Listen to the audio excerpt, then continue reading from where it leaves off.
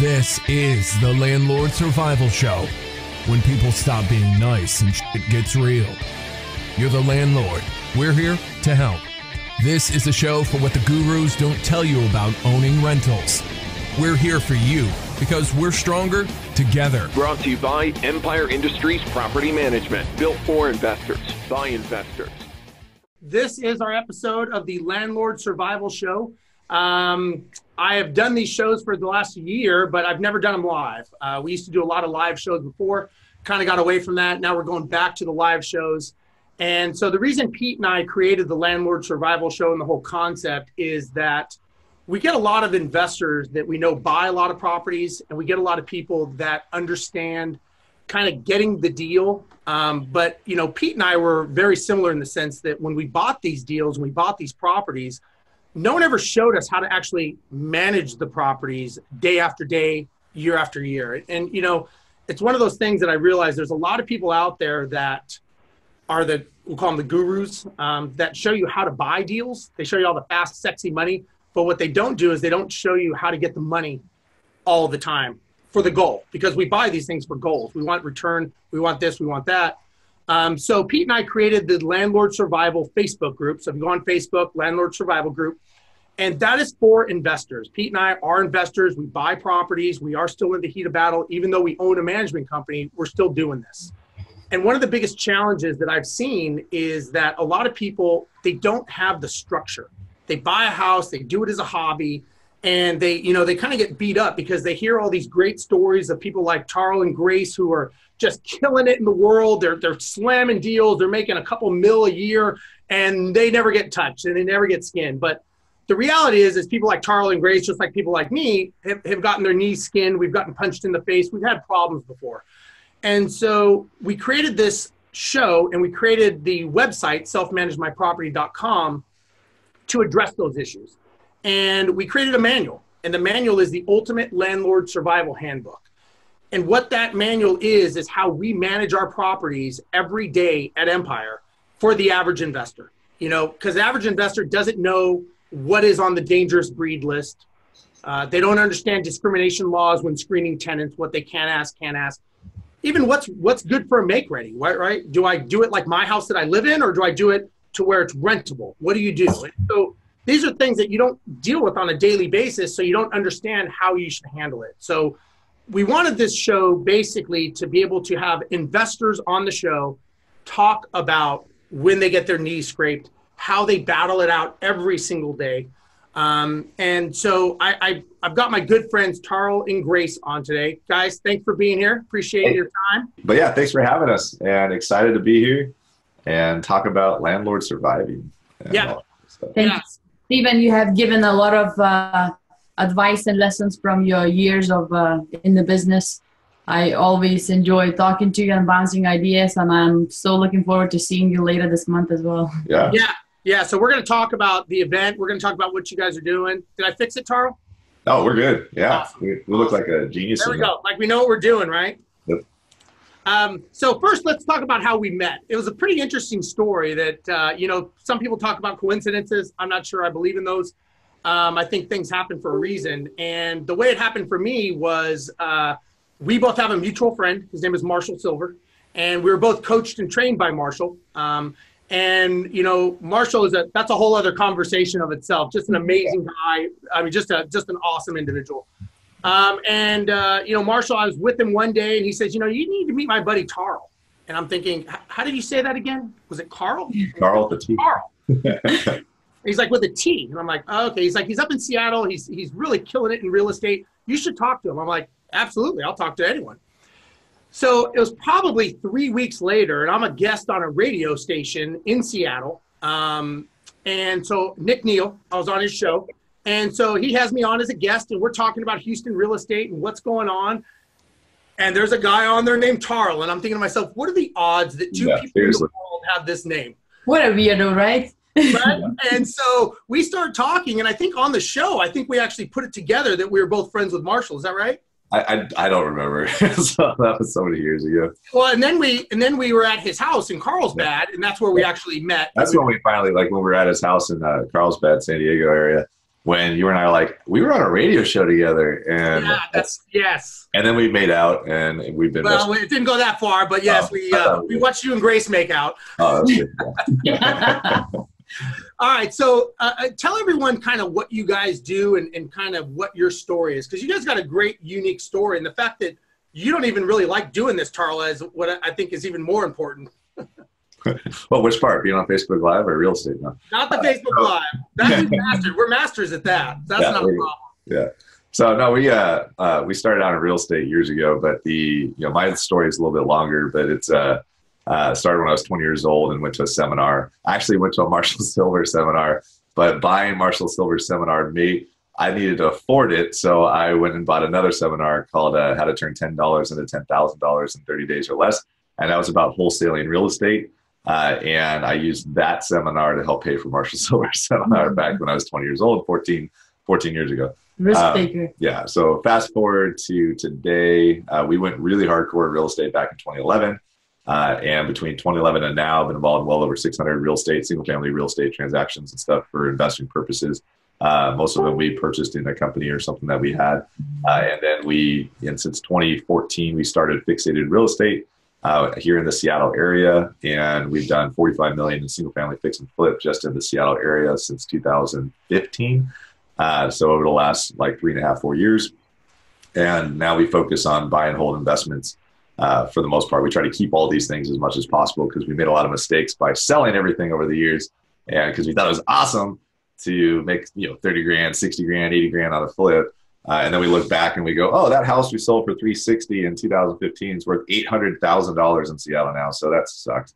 But for all that, but then, throughout all of it, Grace got involved in 2017 when she quit her job and started going full-time with us. And she runs all our property management now and also helps kick ass on the event business that we also run. And we love working together every single day. Yeah, so I got to say, it's awesome how you and Grace are always doing stuff together. I got to say, it's very, very cool. You guys should be very proud because I would imagine, this industry would be very tough for spouses to deal with because, you're dealing with contractors, time limits, stress. We all know shit breaks and things don't happen the way they should. And you guys are able to deal with that and at least smile in front of the camera when you take a picture. Everything is perfect. Yeah, exactly. So let me ask you this. Was one of the reasons you guys changed from the flipping model to the buy and hold, is that because of the market changing, or are you just kind of going, I'm making a lot of people wealthy and I would like to keep some of that for myself?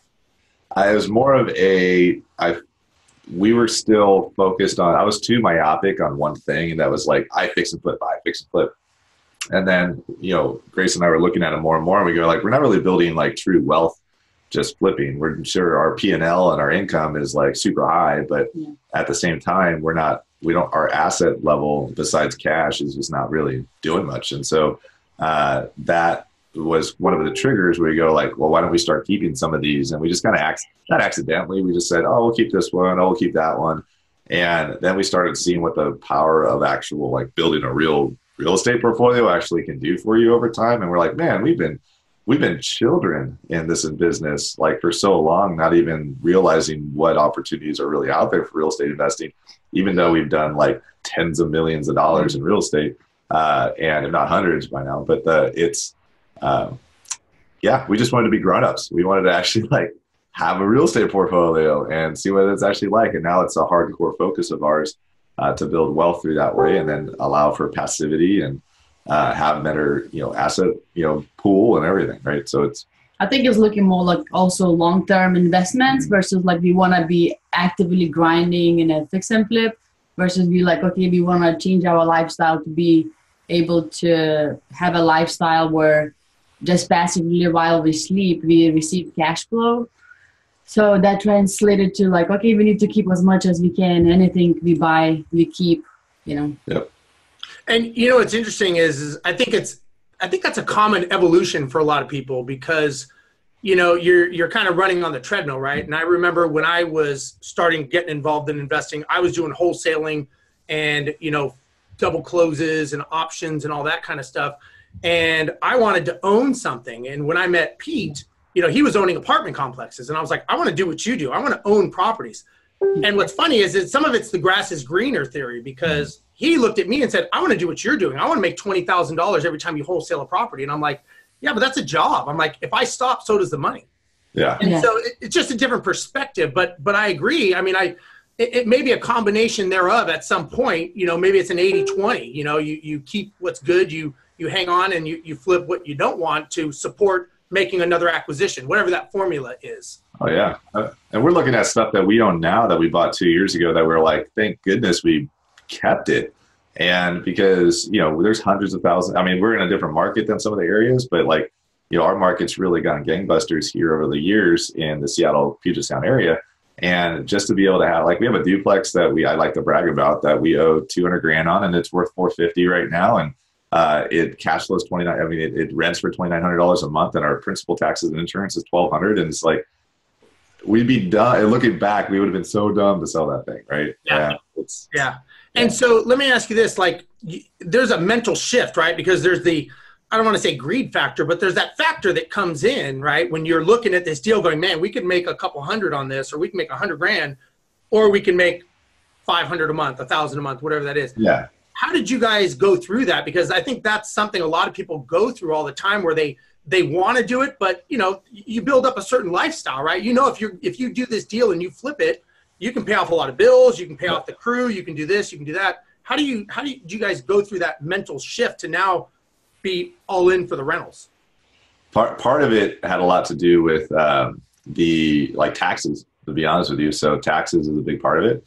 And when you fix and flip a home, it doesn't matter even if you technically owned it for more than 12 months, you're still paying ordinary income tax on that fix and flip. I'm not a CPA. There's plenty of ways to kind of navigate some of that stuff, but for the most part, you're paying ordinary income tax. And for us, we wanted to limit that. And so it gets to a point we were running a pretty good business where we actually had, but we also had a huge chunk of overhead running that business. Operational costs kind of came in. So there would be times where we had to flip a house in order to keep, feed the machine kind of a thing. Right. Yeah. And that's and I didn't like that feeling going this is a great house to keep, but hey, we get 70, 80 grand out of it right now, and that's going to feed the machine for a while longer. So let's keep it going. And I didn't like that feeling. So on one side, taxes is a big portion of it. And just as an example, we had a house a couple of months ago where we had the option to sell it, and we would have made about $121,000 if we sold it as a fix and flip. But it only cash flowed $190 a month, right? If we kept it as a rental. That's a kind of most people you look at it go oh, $200 a month cash flow or $120,000 profit big right difference. Now. Which one do you want? $2,400 a year or $120,000, right? So that was a really tough call to keep, because in reality, if we would have sold that one, we kept it, right? And our entire purpose for keeping that one is just to have it leased out for more than 12 months or own it for more than 12 months. And then when it's done, we'll sell it, because then it just drops our complete tax basis down, or not basis, but our tax bracket down, just by keeping it longer. And short-term rental, yeah. Yeah, and we save, we'll save 15-20% in taxes just doing that, versus would have just sold it. So why not? Well, and I think what a lot of people, the mistake I think a lot of investors make, especially when they're used to, hanging their hat on the cash flow word, is, they don't take into account, let's say you guys hold this for 30 years, right? And you pass it down to your children in a legacy, and you put it in a trust. Every year that property, is going to go up in value. You got appreciation. When the property goes up in value, rents are going to go up in value, right? So if you looked at a house that, me growing up in Los Angeles, you're up there in Seattle, I think of back when I was a kid growing up, what houses cost then to what they cost today and what they rent for today, just in LA or any city, USA, you sit there and look at what you're making. It's not what you'd be making today, because you're making a decision of what the cash flow is today based on a future goal. So in the future, let's say it's worth $1.5 million. Well, it's going to rent for a lot more than what it's renting for now. And all your other costs, I get your taxes are not fixed, and I'm sure your insurance is not fixed, but in general, those are fixed. And if you have a mortgage, that's fixed. But the rent goes up. You have a tenant doing the debt pay down. Tenant's paying that down. So you have an asset that you put something down on that someone else is paying off for you in 30 years when you actually want it. And when I talk to a lot of people, and I'll talk about this when I'm up at your event in Seattle, is a lot of people make a decision today based on what the goal is when they actually want the deal. So it's like, you got to plant that seed and you go, well, that sucks because I can't put my treehouse on the seed. It's like, well, you got to give it some time to grow. So what you guys are doing is you guys are planting all these seeds, and all of a sudden, you know, yeah, you could have made out with 120 grand, but maybe you'll make out more with 800, 900 grand when it's all said and done. Yeah. You know? Definitely a big shift to think in the future, especially coming from fix and flip. Yeah. So let me ask you this. So you're huge in the fix and flip world. You've got your groups, you've got your websites, you got all this. Do you start shifting how you think, and maybe even not who you associate with, but kind of the mindset of the group? Is that changing? Yeah, quite a bit. So, I mean, like, it's, you know, the BRRRR method: buy it, rehab it, rent it, refinance it, repeat. So that seems to be, especially in the Seattle, when the rates went up last year, for just a freaking minute, like the entire market across the US just went like stop, right? And which is like, not to get into economics so much, but that should kind of like warn some people that look out for, you know, when the rates go up again, how quickly that thing like made the whole market just screech to a halt. But that said, it created ripples here in the Seattle area, because when you go from a $250,000 house down and the rates go up, now with the affordability is, you know, 230 or 240, right? That's not, I mean, it hurts, right? But it's not like, holy crap, I'm going to die, right? But when you go from $1 million house and goes down to 890, just because the rates go up a half a point or a point or whatever, then, you know, because the buying power dropped that much, that's a huge hit to markets like Seattle and so forth. And that's what happened. Like, so it's like almost exactly from when the rates went up, the market dropped just enough for affordability purposes. So that made it to a lot of house flippers start going like, how do we keep these things so that way, like, we don't lose on selling them now, right? And so here in the Seattle area, it's shifted over, and the hot topic now that we see everywhere is BRRRR, BRRRR, BRRRR. In our market, when it used to not be that way at all, it used to be flip, flip, flip, flip. And just because people are trying to think longer term, because they might not be able to make that, you know, huge cash.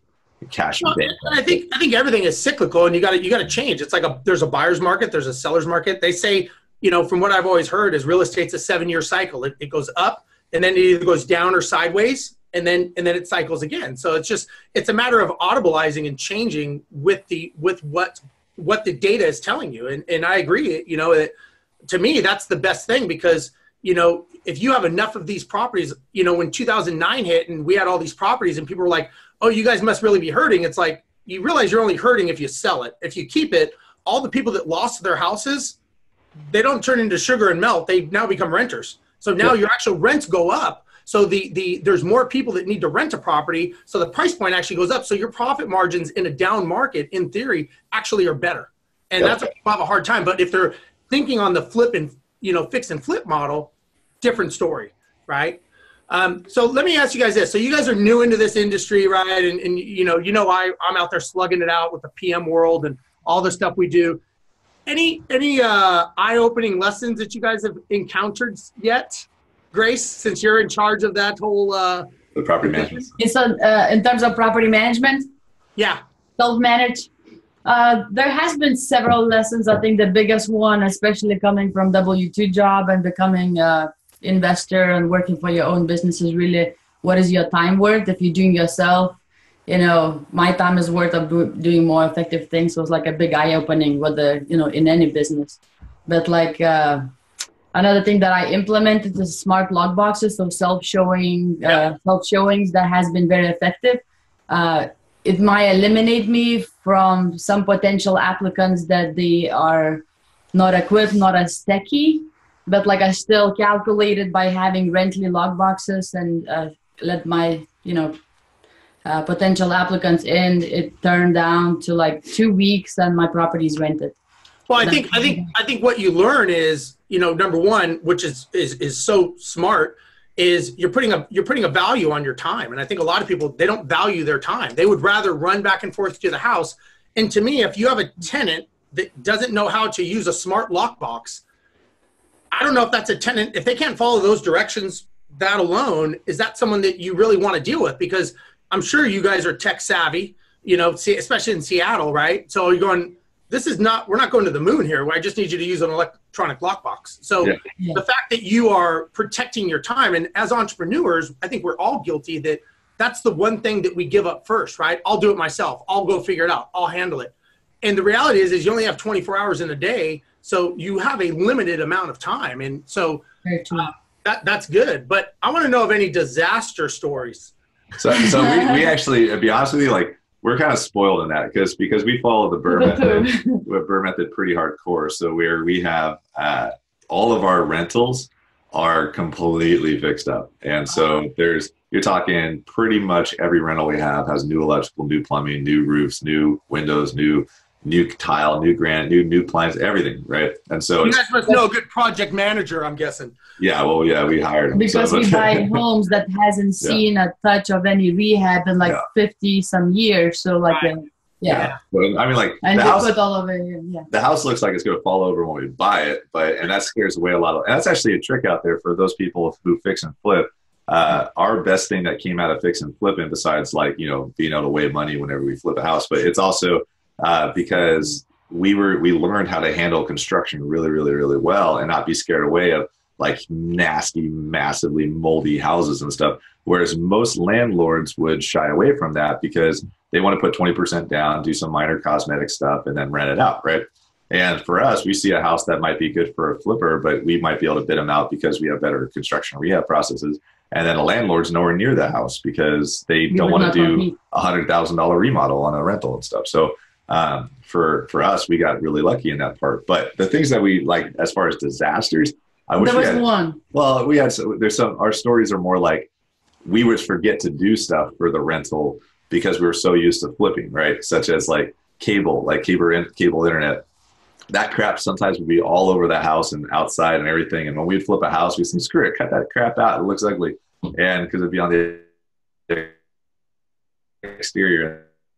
And then we go to rent it, and we ripped out all the concrete or something like that because we didn't even like think about it, or mailboxes was missing, or like a dry vents. Like I had washer dry coming in, and we forgot to install the dry vent. So it's not like I wish it was a horrible story, but don't worry, you'll have them. But I think what ends up happening. Oh, please, one time when the tenant left me with a bunch of fleas in a carpet area, and it was like after living in a duplex for a year, and then about 3 weeks later, I guess they hatched, initially because you have 20 days to return their security deposit, blah blah, everything fine, and then all of a sudden I see lots of things jumping on my legs. So that was a disaster for me because I'm pretty new landlord at that time. So that was very terrifying. I called in services, pest control to come in to evaluate, do some work because I had a new person moving in 3 days. So that was. Grace bought a full-on hazmat suit for herself and walked in there and tried to look for herself. And then she couldn't sleep at night. She thinking that she had fleas on her and stuff. Yeah, as bad as it was, but like what I learned, because I had to act because even pest control were not able to get rid of them like fast enough, or like like there's different one on a slow motion, or like a flea bombs didn't work until I discovered borax, like the mule borax powder that you put in a carpet. So those of you that are listening, that's the one effective way that got rid of it very well. Well, I think what you guys will learn is, as you grow the portfolio and you go through the iterations and the cycles of the tenants, is like a lot of the things that you're doing are more of the tactical side. You guys are doing a lot of right things on the front end. You're investing a lot of capital to fix the properties so that you have a good product, so that you can command higher rents and you can maybe command better tenants. But I think that what ends up happening is this becomes a people business, and it becomes unfortunately it becomes a problem solution business with people, because people living their lives have problems. They have challenges, they have issues.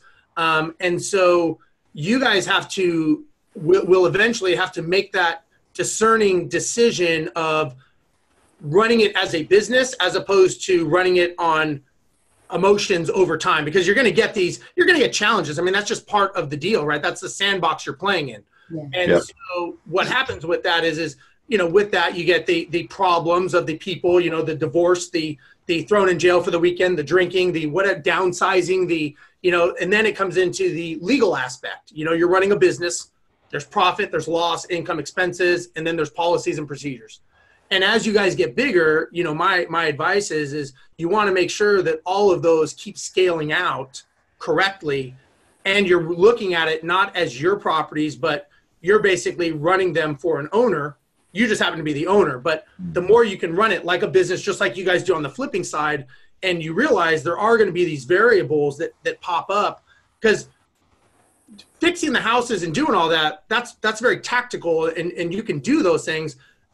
The human factor is what starts coming into play. You know, the unrealistic expectations of the tenant pissed off because the vendor didn't show. You know, now you're into a bit of adult daycare with them. Yeah. You know? So that, you know, that'll come over time. But I think as long as you guys have the great, you know, ability to know so much about the maintenance world, and Grace, when you're dedicated to this, and you know, you're such a smart person, I think you guys are going to figure it out. But it's one of the things that becomes a learning curve when you hit a point, whether it's 10 doors, whether it's 80 doors, wherever that is. I think that's the point you guys will hit. It could be some learning curves and some learning lessons in that. Definitely. Ongoing process. Like I learned, even having very thorough lease is so important. Like even that case about the fleece, like I had that very clearly written. Even though I gave security deposit back, I was able to invoice him for all the expenditures that cost me to terminate the fleece. Of course, if I contacted them like 3 months later, hey, I should have figured out a little bit sooner if there's some issues after tenant moves out. Sure. So I feel like those things are very important. Then another tenant that sometimes struggles with like payments on rent, and I told them like, hey, it's clearly written again in the lease how many times you are late, that, you know, you're gonna get your 3-day notice, or, you know, you're paying late fee. Like even he calls me up sometimes, say, hey, I'm sorry, I'm not gonna be able to make it on time. I said, hey, thank you so much for your courteous call, but like I will have to charge you for a late fee. There's no excuses, no emotions involved, you know, like straightforward. So like keep learning. Initially is like, when for the first year, I was like, hey, like a more like human factor. And then like, becomes no like, big deal, whatever. No, I wasn't that way, but I was like more like deep inside. I'm like, oh, I feel so sad for them. But it just converted, I think, like eventually like a pretty fast, you treat that as a business, because like I'm like vendetta, like I want to protect our assets. Like there's nobody will overcome that. Well, I remember, you know, one time I was in eviction court a couple of years ago, and I'm watching this story of this owner with a tenant, and the owner's pissed off, and he's like, I want to evict the tenant. And the judge is like, why do you want to evict him? He's like, he's always late with rent, and then he catches up, and then he's late again, and blah, blah. So the judge is listening, and he's like, so he's late multiple times, and then he catches up, and then he's late again. And he's like, yeah. And he's like, so can I see the lease agreement? So he shows him the lease. He says, okay, you have late. It shows here it's due on the 1st. It was late on the 3rd, and then late fees start. He goes, so every time the tenant's late, do you charge him late fees? He's like, well, not every time, because, you know, I'm trying to do the right thing, and I'm trying to be the guy, and, you know, his dog dies, his brother dies, he runs over his foot, whatever the case may be. He's like, you know, and so I get tired of it. So the judge says, so let me get this straight. You want to decide when you want to enforce that contract at your own leisure, but you always want the tenant to stick to their side. And he says, what you don't understand is this contract you sign, this lease agreement, is a bilateral contract. He says the tenant has to perform. If the tenant doesn't perform, you have to perform. You don't have the option. He goes, if you put that in the lease that you are going to charge them late fees, and then if they don't pay, you are going to start the eviction. He says, you don't have the option, because what you've done is you have actually voided the contract first. I'm dismissing the case. Good luck. And I was like, whoa. And so, and I tell people that story. It's like, look, if you put it in the lease, you better back it up and you better enforce it, because if you go to court with the judge or attorneys, those are things they're going to ask you. And then if you have multiple properties and you charge one tenant but you don't charge another, now you're discriminating. Now it's a fair housing issue. So now it's a whole, now you thought you were doing something nice and you're fed up, and now the simple thing evolved like to be a big thing. Exactly. And that's, you know, and that's the thing. Just by you, like you said, Grace, just like you sticking to your guns and doing what you do, you're kind of going, hey, this is the business. Sorry. This is what we do. If you can't pay, I understand. This is the next step in the process. So I would just say that as you're doing this, don't deviate. Just consistency, I feel like. Yep. Absolutely. Absolutely. Like one property we have rented right now, and then I put as our standard 12-month lease, as a disclosed as our, you know, one of our requirements is 12-month lease. And then my discovery was actually one of the agents who work for insurance company like claims. So people, when they get displaced from their homes for like some reasons, they need to find housing for short term, which I thought it was very awesome idea. Some houses when we have, if we need to create like a short term lease, that would be very good. However, I already had that property listed for like over a week stating 12-month lease. I got an offer saying, hey, can we rent for 3 months for my clients, the ones that displaced for all of their family? We're going to pay you $500 more. So one thing to landlords listening out there, that would be really a big discrimination. You disclose your full requirements, 12-month lease. You don't back out because some people might be even submitting applications and you're saying, oh, you know, I all of a sudden changed my mind. That doesn't fly that way. Yeah. Look, you don't get in trouble for what you do right. You get in trouble for what you do wrong. And that's the challenge in this industry is if someone feels that you slighted them and they feel that you did something wrong, nowadays tenants have a lot of rights that all they have to do is type in Google, and so you want to make sure that you're consistent. Like you said, that's the key is don't deviate. Every time we have ever done someone a favor and deviated from our procedures, it never works out. So we're like, you know what? There's a reason that we've created these procedures. We sometimes are the own worst violators of those procedures because we're like, well, maybe this. Now we don't do that. It's like, you know what? This is how we run it. We're doing this to protect us. We're doing this to, we have our clients, the owner. We're doing it to protect the owner, but we're also doing it to protect the tenant. And I tell people, we manage almost 1,000 properties, and it's like we're married to two people. We have the tenant and we have the owner, and we have a business relationship with both. And the only thing we can do is run it down the line of what the law says. And so that's to protect us. It's to protect the owner. It's to protect the tenant. And I think the biggest challenge a lot of newer landlords have is they don't set those expectations right in the beginning. So they don't let the tenant know, listen, this is what you can expect of me. This is what we can expect of you. Let's make sure that there's no misunderstanding. And, we tell our tenants, like, look, this is when rent's due. This is what day it's late. This is what the late fees are. This is what will happen after we evict you. We'll send you to collections. You let them know. And we've had some tenants say, you know what? I don't think I should rent from you. I would rather that than us put someone in the property and now it's a problem. And that now becomes our problem. And now we have to deal with them because, look, I'm sure in Seattle, like in other cities, you put someone in, it's not as easy to get them out nowadays. No. Easy to put in, very difficult to get them out. Especially, I don't know how it's in Texas there for you guys, Stephen.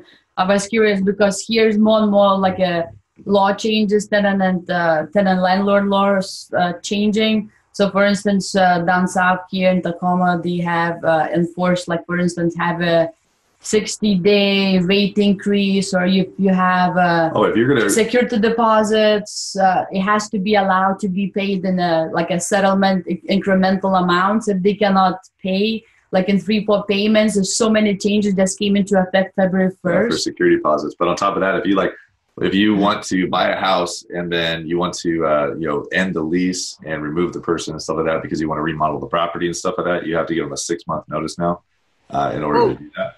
Yeah, and so because we don't have those, but a lot of the laws come from the West Coast and start kind of sliding across the country. So they're still, Texas is still a pretty landlord-friendly state. One of the challenges that we've noticed, and we've actually in my Facebook group, there were some people talking about that landlord survival group on Facebook, by the way. They were talking about this, that the judges, we don't vote for the judges in the precinct where our rentals are normally, right? So we rent and own rentals here, but we maybe live over here. Well, who lives in that precinct where the judges? The tenants. Who votes for them?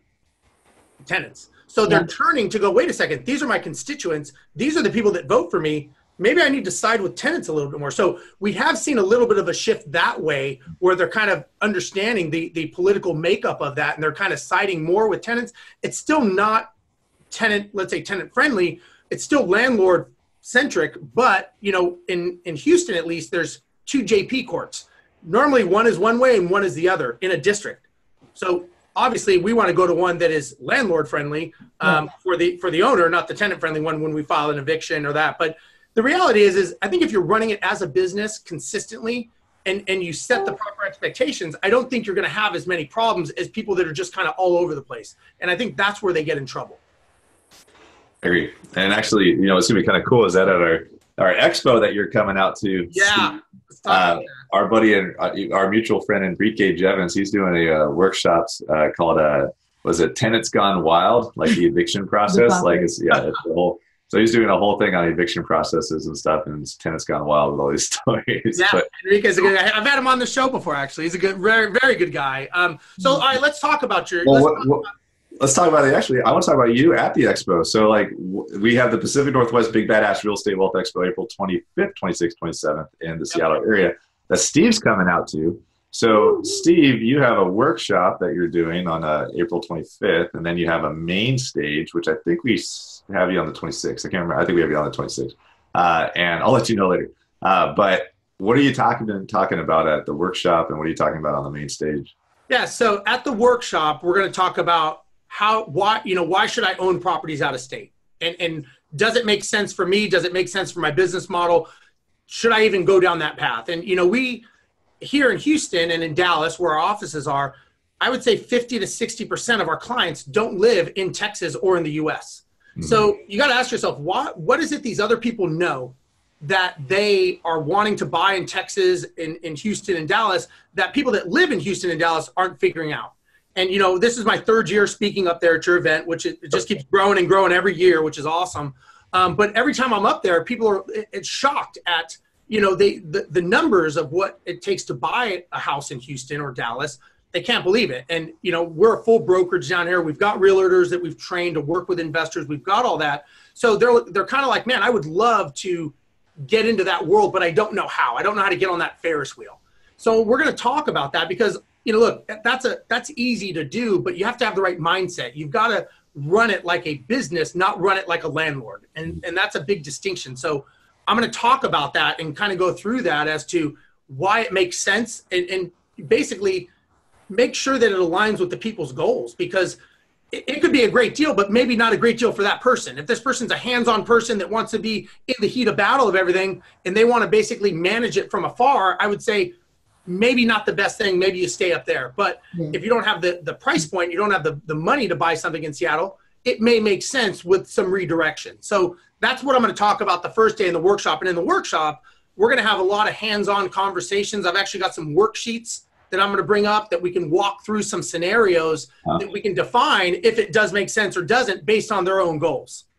Awesome. That's wonderful. And did I hear that you're also bringing some deals to us as well? I am. So I'm going to be bringing up one of our realtors with us, and we're going to have deals, real deals that we have actually currently going on in Houston and Dallas for people that if they're interested and they want to talk about it, we can crunch the numbers. And again, it's really a matter of, does it match their goals? Because a good deal, if they look at it and they go, oh, 150 grand, 180 grand, I'll buy that all day long. It's like, well, does that align with why you're buying it? And that to me is the main question of, I tell people, look, anybody can manage a property. That's easy. But to manage it to align with your goals, to help you get to where you want to go successfully, that's the talent. And that's what we bring to the table. So we're going to bring deals. I want to explain why they're good deals and see if they align with other people's goals to make it make sense. Does that make sense? Makes total sense.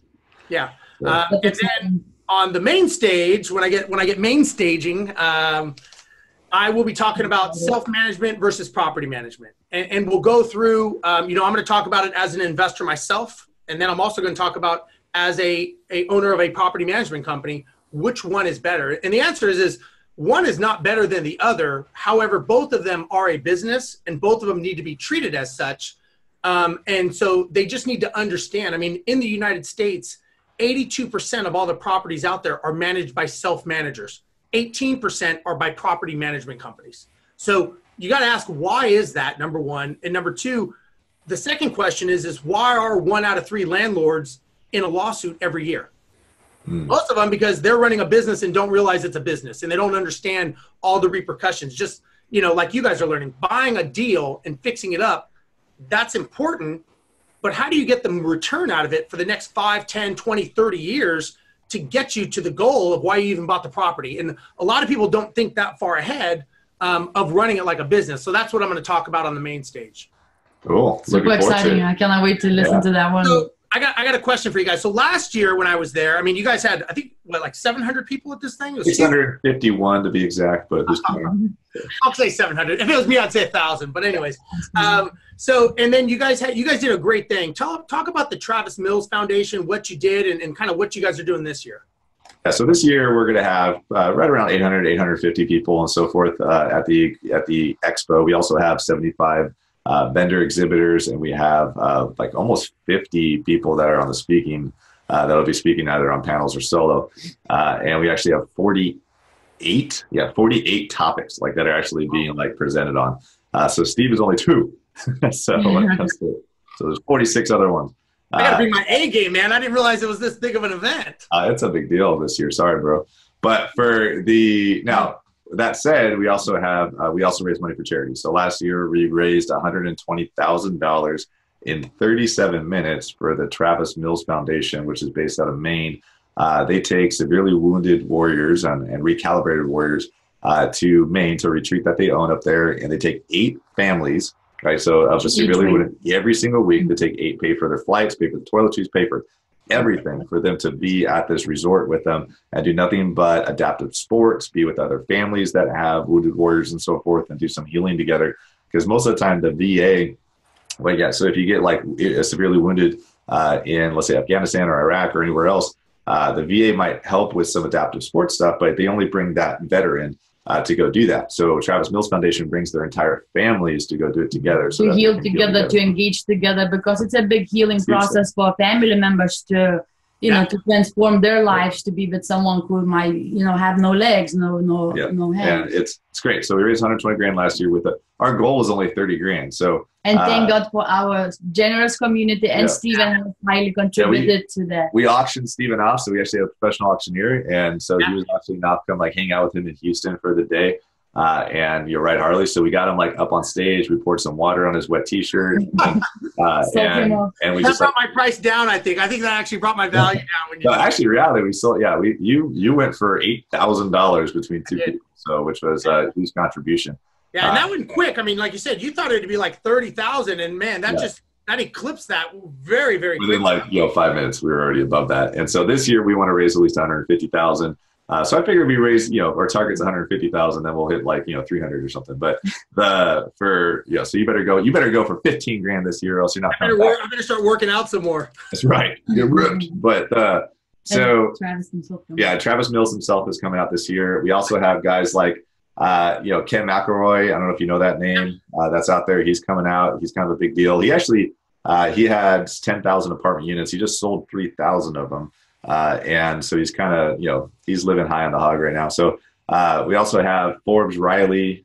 She has sold over $2.5 billion worth of products on QVC, personally on television. And she's also coming out to teach. Yep, she's coming out to teach on, she's also on the Fitness Hall of Fame. She created the Spin Gym, and she's going to be coming out to talk about how to basically pitch anything and how to find yourself and be able to build your network out and all that stuff. She's really good at that. And Brandon Turner from Bigger Pockets. A lot of people know who Brandon Turner is. He's coming out as a keynote as well. And we have, like I said, almost 50 other speakers. So if you go to pnwrealestateexpo.com, you'll be impressed with the speaker lineup. Steve Rosenberg. I'm impressed, man. Yeah. Steve's at the top. I mean, the only reason why we were able to get Brandon Turner, Ken, and Forbes is they found out that Steve Rosenberg's coming out. So they're like, you got him? Oh my God. I'm in, man. I'm in. That pilot guy, I'm down. Done. So check it out. And right now ticket sales do go up in price on this Friday. So if you don't buy your ticket now, you're going to be spending more money, which is fine with us if you spend more money, but it might not be fine with you. So check it out, pnwrealestateexpo.com. Yeah, and I got to say, your event by far has been the best that I went to last year. It really was good. I mean, you guys, it was everything. It was the setup, the vendors. My buddies from Australia, Box Brownie, they were there. You guys just had so many different variables. It wasn't just fix and flip type people. It wasn't just all wholesalers. I mean, I remember when I raised a hand, how many people are into property management, managed properties. I was shocked at how many people raised their hand that were landlords. I thought it would be the majority. I thought I'd have crickets, and I was like, man, it's a pretty diverse group. And it was really good. I got to say, and the mixture you guys do with just everything about it was really, really professional. So yeah, if you're in the Seattle area or anywhere on the West Coast, I would definitely recommend you go. Without a doubt, it is a great event, and it's for a great thing. Travis Mills, that's amazing. We do a lot of donations to Camp Hope, which is veterans with PTSD. Every time we meet with a client, we donate a meal to feed a veteran. So every time that happens, we give them a certificate, and then we give them a big check at the end. But again, it's just a matter of giving back as much as we can. And so that, I think it's the Travis Mills thing is awesome. It really is. And it was pretty heartwarming to see how quickly people donated their money. All of us donated our time to help people. And the amount of money that just flew out of people's pockets for the Travis Mills Foundation really was heartwarming, I got to say. No, we loved it. It was an amazing experience, and we look forward to doing it again this year. Yeah, without a doubt.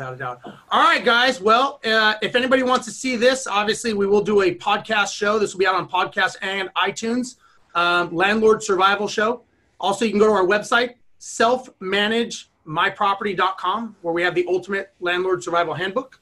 And we have a Facebook group, Landlord Survival Group, where people like Tarl and Grace and people all over the world that are investors talk about challenges. So, guys, I don't want to take up more of your time. I know you're busy. I really appreciate you guys chatting with me. I can't wait to hang out with you guys in a couple weeks. It's going to be awesome. Maybe do a couple Facebook Lives, a couple stuff like that. But I'm very excited. It's going to be an awesome event, man. It'll be incredible. Thank you so much, Stephen, for having us. We look forward to seeing you and meeting your staff members as well this time. Yeah. So, bye, everybody. All right, guys. We'll see you until next time. Bye-bye.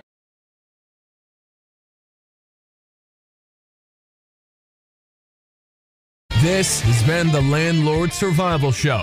Join us next time for more of what the gurus don't tell you about owning rentals. And for even more, find us on Facebook.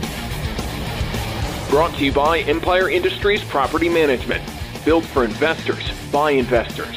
For more information about this show, visit our website, selfmanagemyproperty.com, home of the ultimate landlord survival handbook.